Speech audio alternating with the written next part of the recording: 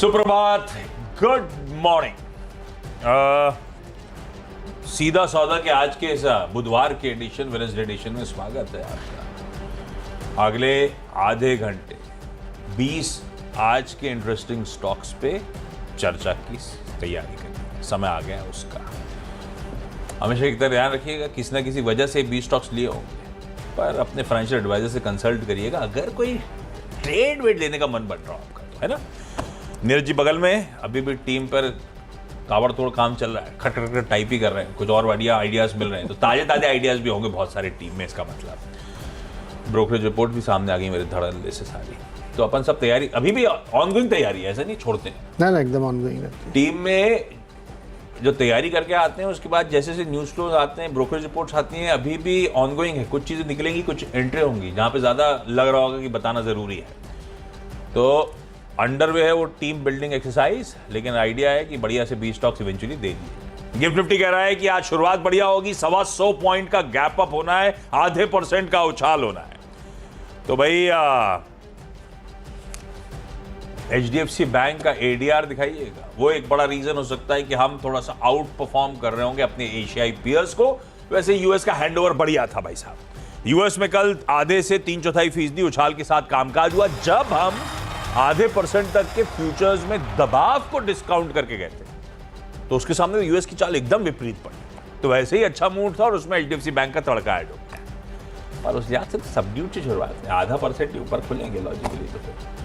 तो ऐसा क्या है, ये तो HDFC बैंक ही कमाल कर रहा था। पिच तो सख्त है, ट्रॉफी भी अपन पहले डिसाइड कर चुके हैं, जीत तो अपनी है, जीत तो अपनी है, तो ट्रॉफी पहले लगा आर्किटेक्ट था।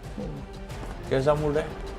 अच्छा, अगर मैं मारूंगा यहाँ से और मेरा छक्का इस ट्रॉफी के कारण रुक जाएगा, तो क्या डिसीजन लिया जाएगा? 6 मिलेगा। 6 मिलेगा? Yes. कि डेड बॉल करके फिर से बॉलिंग? नहीं, 6 मिलेगा।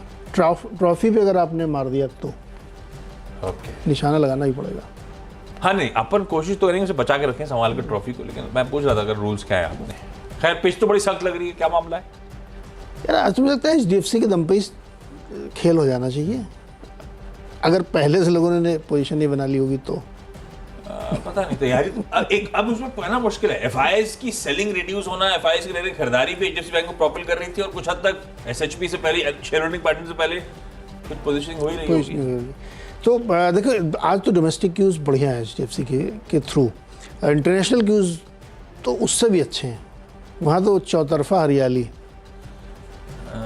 आप सोचो, एक बड़ा कन्वेंशनल नॉलेज है देखो मार्केट का।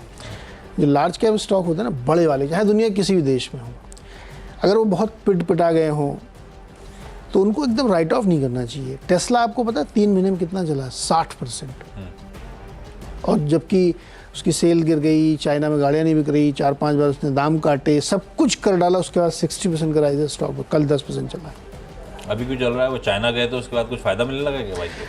अब रिवाइवल के संकेत आने लगे हैं, गाड़ी वाड़ी थोड़ी बिकने लगी है। मुझे लगता है रिलीफ रैली है टेस्ला में। इंडिया आती कंपटीशन हमारा मार देता है इनकी। तो बाजार ग्लोबली रिलीफ रैली की इंडिया नहीं आए, नहीं है, ये बहुत बढ़िया है। तो कल तो खैर यूएस में पावेल साहब ने वो जो स्टेटमेंट दिया, उसका पहला हिस्सा लोगों ने ले लिया कि इन्फ्लेशन की तरफ हमारे कदम सक्सेसफुली बढ़ रहे हैं, और उसके बाद फिर देखिए आप कैसी बढ़िया मजबूत रैली बनी। इंडेक्स आपको बहुत नंबर्स में बड़ा नहीं दिखेगा कि 500 पॉइंट गिरा, ऐसा कुछ नहीं हुआ है, लेकिन जो लेवल्स थे उनको उसने तोड़ा। 5500 पार कर गया S&P ग्लोबल, दुनिया का सबसे बड़ा इंडेक्स। टेक्नोलॉजी वाले जो नैस्डैक 100 आप देखिए 20,000 के पार गया है, तो ये सब बड़े वाले स्टॉक्स के दम पे गया है। तो बहुत बड़ी तेज़ी यूएस मार्केट में चल रही है, टारगेट रिवाइज हो रहे हैं। कल ही हमने जिक्र किया था कि पहले 6 महीने में अगर S&P 20% चला है तो अगले 6 महीने में 8-9% और चलेगा। ऐसा 88% टाइम्स हुआ है, और देखिए आज ही हो गया खेल। तो भाई यूएस के क्यूज़ बहुत बढ़िया हैं, भारत के क्यूज़ भी अच्छे लग रहे हैं। HDFC बैंक की खबर है, चूँकि हैवी वेट है तो मार्केट को लिफ्ट करने में सहायक हो सकता है। तो पिच शानदार है। अब आपको निशाना लगाना है ट्रॉफी पे, अगर छक्का चाहिए तो हिट करो। अपन ने थोड़ा सा आजकल इतने लंबे हिट करना रिस्की लगने लगा है। क्योंकि कोई वो स्काई वाई नाम का आदमी खड़ा रहोगा तो फालतू लफड़ा हो हाँ यार, ये स्काई वो चक्कर है, भी गड़बड़ा जाता है, तो अपन ने में ज्यादा बिलीव करने लगे। पहला स्टॉक जो रडार पे आज का सबसे प्रोमिनेंट, देश का सबसे बड़ा हेवीवेट, सबसे दिग्गज काउंटर, उसको खबर लेकर आए हैं तो फिर टॉप 20 में तो शुमार होना ही होना है, और वो है HDFC बैंक। नतीजों से पहले, अच्छा क्वार्टर खत्म हुआ है तो पहले तो शेयर होल्डिंग पैटर्न आना था, उसके बाद आएगा इसके क्वार्टरली अपडेट आने होंगे, अभी कुछ ही दिनों में आ जाएंगे, उसके बाद नतीजा आएंगे, तो न्यूज फ्लोज रहेंगे। शेयर होल्डिंग पैटर्न बेसब्री से ज्यादा इंतजार था, क्योंकि लास्ट टाइम वो कुछ मिनिस्क्यूल से मार्जिन से मिस कर गया था, एक डिफाइंड थ्रेशोल्ड के नीचे नहीं गया था, तो इसीलिए अफसोस कर रहा था बाजार।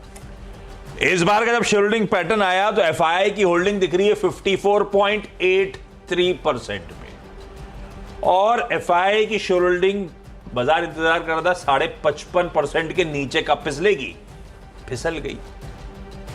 ये जरूरी इसलिए था कि हेडरूम बनता तो MSCI अपने रीबैलेंसिंग में इसका वेटेज बढ़ाता। अब जब FII की शेयर होल्डिंग स्लिप कर गई है 55% के नीचे, तो हेडरूम बन गया 25% के आसपास का, क्योंकि इसके लिए FII सीलिंग लिमिट है 74% की।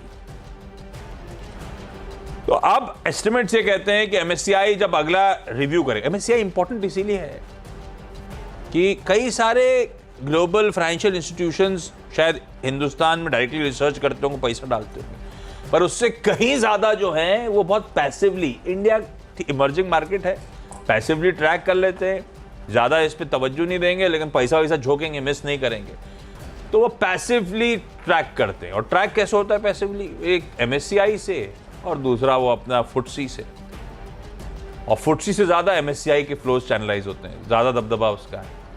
अब वो MSCI जब संज्ञान लेगा इस बात का, अगली बार जब बैठक करेगा कि इसका तो हेडरूम बढ़ गया है, तो कहा जा रहा है वेटेज बढ़ाएगा। तो इस समय MSCI EM में 3.8% का HDFC बैंक का वेटेज, जो बढ़कर कहा जा रहा है 2.25 से 7.5%, 7.25 से 7.5% पहुंच जाएगा, 7.2 से 7.5%। और फिर एक ब्रोकिंग फर्म है, वो उसने इसको कैलकुलेट करा, तो कह रहे हैं कि पोटेंशियल इनफ्लोज डॉलर जो आएंगे वो आएंगे 3.2 से लेकर $4 बिलियन के आसपास। तो इस तरह का हेडरूम खुल गया। खबर बुरी है, FII इतना बेच रहा है कि कहाँ 74 की लिमिट है, 55.5 के नीचे चले गए FII। और हम सोच रहे थे कि पिछले कुछ दिनों में FII ने बाइंग नहीं करी होगी, तो FII तो ठोके जा रहा था। बहुत बेचा है। अब मजबूरन, क्योंकि MSCI के जो पैसिवली फंड ट्रैक करते हैं वो उनको बेंचमार्क करना पड़ेगा, जो MSCI करेगा तो फ्लोज आए।